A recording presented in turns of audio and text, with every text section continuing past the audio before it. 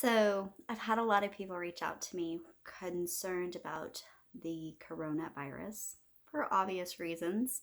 I actually saw a post that says, whoever's messing with the global voodoo doll, knock that shit off. And I actually started laughing because a lot of healers like myself have actually been rewriting and rehealing the earth and rebirthing her this last year. And so there are a lot of changes happening. Um, I know that I've reached a state where I can actually have a thought or a program go through me, and suddenly I will notice that it starts happening on a mass scale. Um, it's almost like it reminds me of becoming like the movie Avatar and becoming the tree, Awa, and being able to network and collect or collectively spread your message through your energetic field. And so a lot of really cool things are happening, but a lot of scary things are happening simultaneously because there's a big shift that has to take place for people to wake up, right? So we're galactically rising vibrationally, and earth based and galactically, we're shifting at this time. So I kind of want to, I've been working with the coronavirus the last few weeks. I kind of want to tell you a little bit about what I've already experienced, what I'm programs we're currently working on. So I kind of want to take you back to the Ebola outbreak. 2 weeks before that outbreak happened several years ago, I was in bed with my husband, and this woman walked into my room. She was part of the Red Cross, and she stood right by my bed. And I knew this woman was still alive. So she was not a ghost. She was actually projecting herself into my room, and she looked very unhappy. And she literally stood by my bed. And I am like, my husband's right there. He can't see her. I can. And I'm like, holy crap, babe, can you see her? And he's like, no. And she just stood by my bed, and she wanted me to see the Red Cross. She wanted me to see the Red Cross, and she looked very concerned. She had blonde hair. She was wearing the Red Cross uniform. She didn't look like a nun. She looked more like a nurse. Um, but she was very concerned, and she wanted me to know something was happening. And so 2 weeks later, the Ebola outbreak happens. And when I started having, and then I started having dreams about what was actually happening versus what the media says was happening. So the media had all these like stories, and they were shutting down airports in that area and all these things. And yet we kept sending soldiers over to that area. And what my research discovered and my dreams were showing me is there was actually an entire thing happening behind the scenes that nobody was conscious of. There was actually a whole village that refused to mine for diamonds. And so we were sending soldiers to actually force those people to mine for diamonds. And so they created this outbreak to distract from what was really happening and to keep people from knowing what was happening in that country. So whenever you have an epidemic like this, especially at this scale, realize there's going to be many layers and many facets of it. They're not going to be telling you the full truth. Sometimes that's for your better good, so you're not afraid.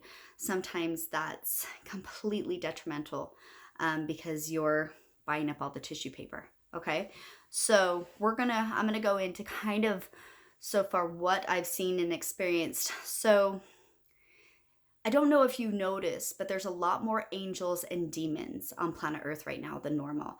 I have a lot of people reaching out to me, talking to me about like prophetic dreams of angels, seeing angels flying over their head.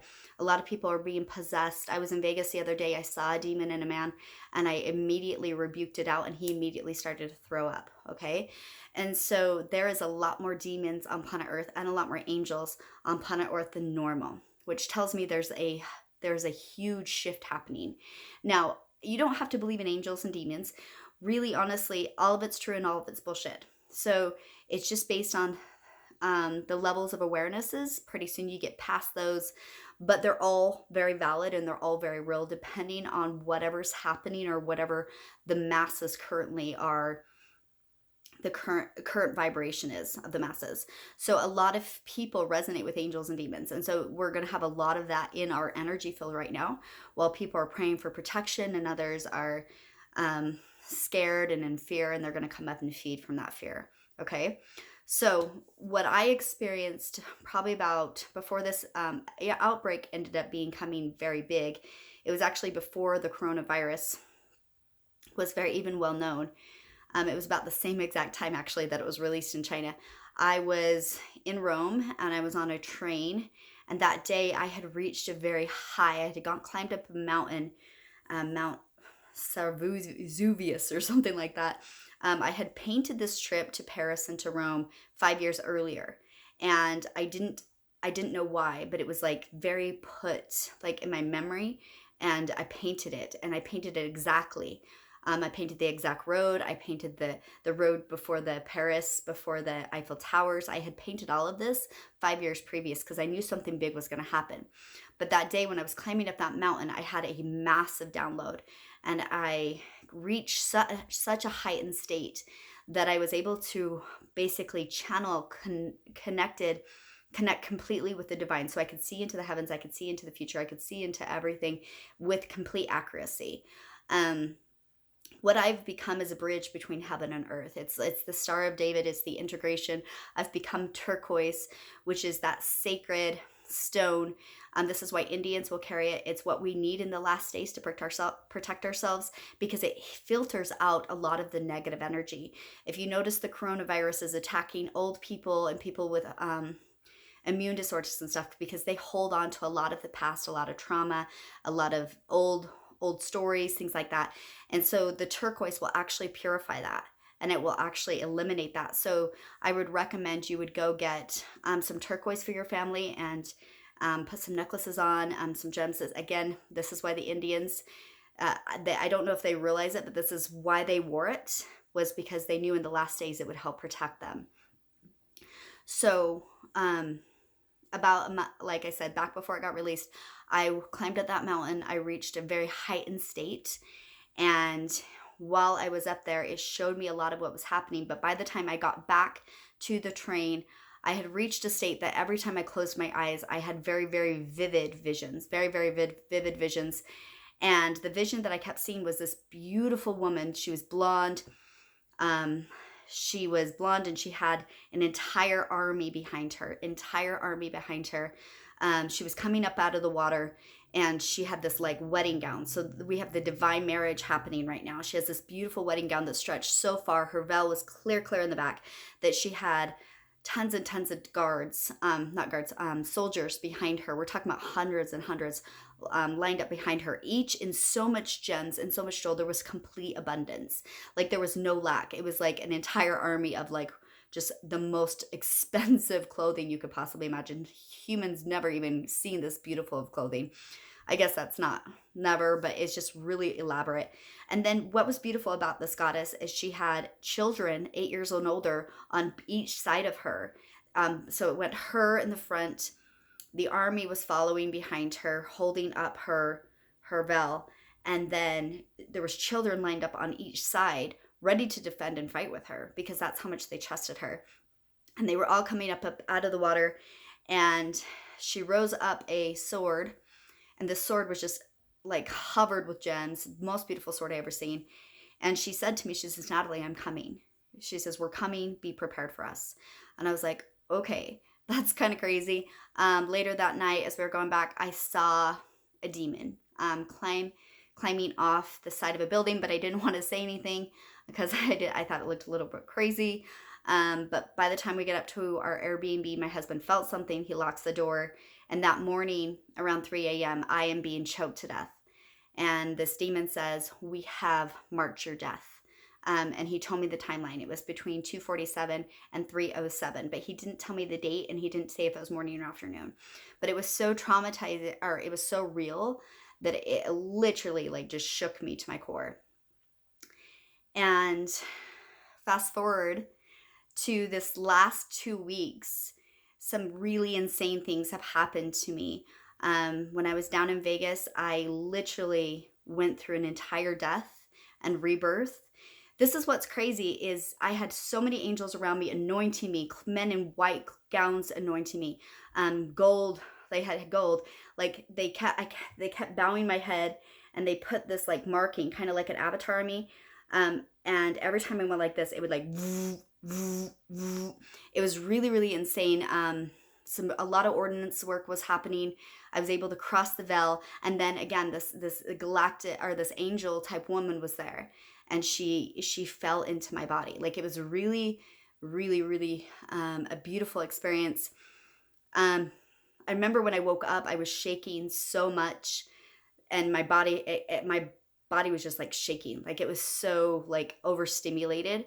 Um, and I kept hearing, or I heard my phone beep, and I looked down, and my phone has this message on it. It says, "Hydrate now, hydrate, hydrate, hydrate, hydrate, hydrate." And there was some orange juice, and I ended up picking up, pouring it in, but the lights were off. And as I was walking to the bathroom, I noticed I was shaking walking to the bathroom. But as I walked to the bathroom, I noticed that it tastes different. And by the time I got to the bathroom, I looked down in the cup, and it was not orange, it was red. And I kind of like went, holy shit, what is this? And they said, this is the blood of Christ. And I was like, whoa, whoa, whoa, whoa. And it was really interesting because it was almost like gaining immortality, where you feed from energy and water more versus, I don't know, it was just a really interesting moment of awareness. And it also made me realize religions actually did have the original truths way, way back. But what has happened is they have given their power over. It reminds me of Harry Potter, and that crazy cat lady with pink stuff who comes in and hands people books and say, okay, we're just going to practice this, versus the real magic.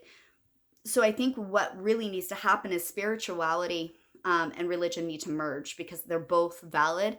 They're just, religion has lost its flavor, and it's not actually doing people any good anymore because they're not practicing real magic.